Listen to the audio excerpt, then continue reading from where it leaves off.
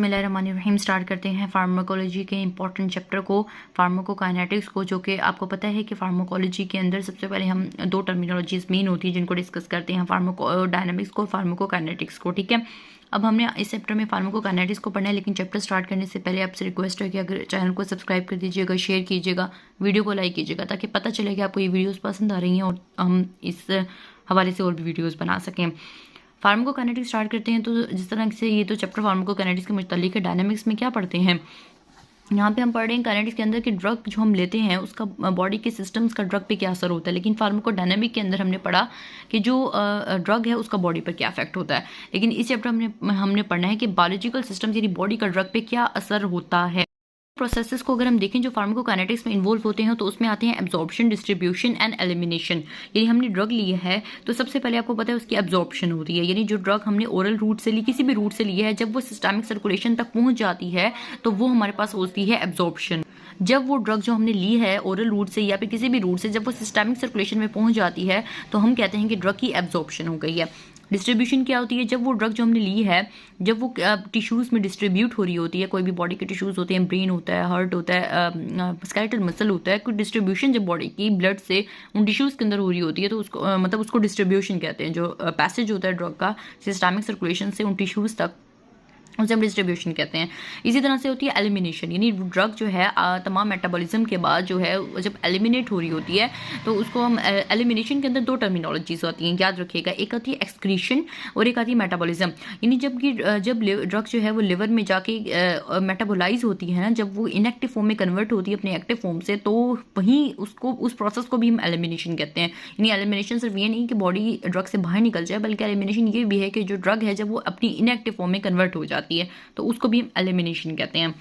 उसके बाद ये फार्माकोकाइनेटिक्स की इंपॉर्टेंट चीज़ थी एब्जॉर्प्शन, डिस्ट्रीब्यूशन, एलिमिनेशन। अब हमने कुछ इंपॉर्टेंट टर्मिनोलॉजीज को पढ़ना है जिसमें वॉल्यूम ऑफ डिस्ट्रीब्यूशन है, क्लियरेंस है, इन दोनों को मिला के हाफ लाइफ कहते हैं। बायोअवेलेबिलिटी पढ़ेंगे जिसके अंदर फर्स्ट पास इफेक्ट को पढ़ेंगे, डोजिंग, मेंटेनेंस डोज पढ़ेंगे, लोडिंग डोज पढ़ेंगे।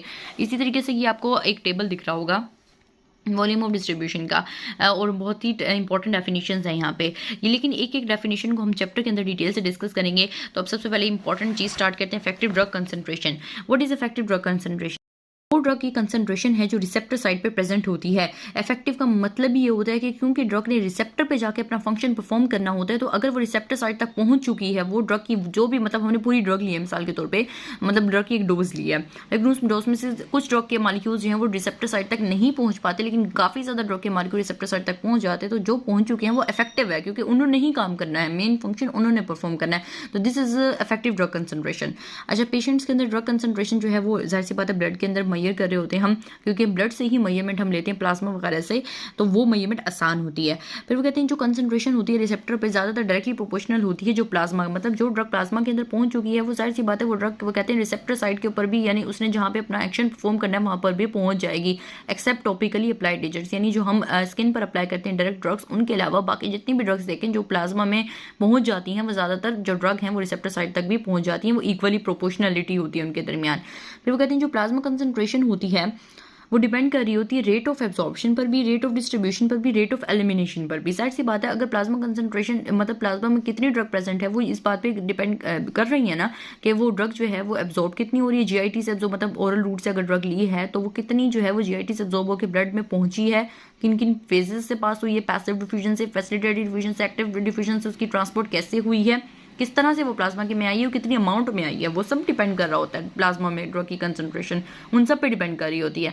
इसी तरह से रेट ऑफ डिस्ट्रीब्यूशन, कितनी रेट से जो है वो टिश्यूज़ के पास जा रही है, कितने रेट ऑफ एलिमिनेशन, कितने रेट से जो है वो बॉडी से एलिमिनेट हो रही है, तो इन तमाम ये जो फैक्टर्स हैं वो डिसाइड करते हैं plasma concentration of the drug को। अब हम सबसे पहले पढ़ेंगे important terminal volume of distribution को। वॉल्यूम ऑफ डिस्ट्रीब्यूशन क्या होता है, के लिए ना आपको सबसे पहले ये चीज़ जो है इसको माइंड में रखना है। हमारी बॉडी के फ्लूइड कंपार्टमेंट्स टोटल जो हमारा बॉडी का वॉल्यूम होता है 42 लीटर होता है, ठीक है, body total body fluid volume.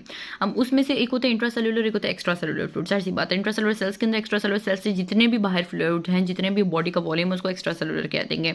Intracellular यानी बॉडी सेल्स के अंदर तकरीबन 28 लीटर के करीब फ्लूइड का वॉल्यूम होता है, जबकि एक्स्ट्रा में जिसमें वाटर भी आएगा, प्लाज्मा भी आएगा और बहुत सी चीज़ें आएंगी, प्रोटीन्स आएंगी, मुख्तलिफ चीज़ें आएंगी, तो इंटरस्टिशियल फ्लूइड 11 लीटर होता है, ब्लड प्लाज्मा 3 लीटर के करीब होता है।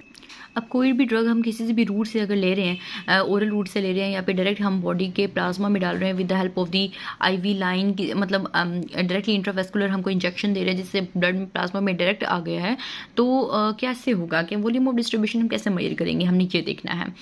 अब होता क्या है, मिसाल के तौर पे ब्लड का प्लाज्मा है कि ब्लड वेसल है, मिसाल के तौर पे ये कोई ब्लड वेसल है, ठीक है।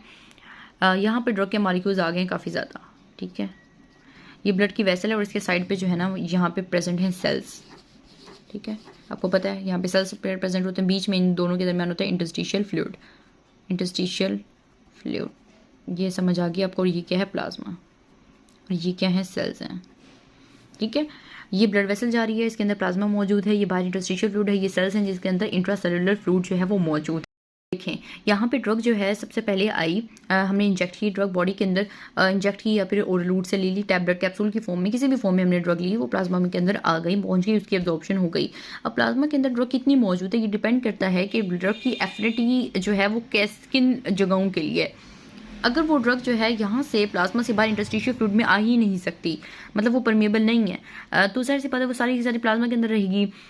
या फिर अगर ड्रग जो है प्लाज्मा के अंदर मौजूद प्लाज्मा प्रोटीन से बाइंड हो गई है, तो इसका मतलब ये है कि ड्रग जो है प्लाज्मा प्रोटीन से बाइंड रहेगी, वो बाहर नहीं आएगी इंटरस्टिशियल फ्लूइड में, ना सेल्स में जा सकेगी। इसका मतलब जो तमाम के तमाम ड्रग के मॉलिक्यूल्स हैं वो प्लाज्मा के अंदर प्रेजेंट है, और प्लाज्मा का वॉल्यूम कितना होता है, 3 लीटर के करीब है, तो हम कहेंगे कि जो ड्रग है वो 3 लीटर ऑफ प्लाज्मा के अंदर सारी की सारी डिस्ट्रीब्यूट हो गई है।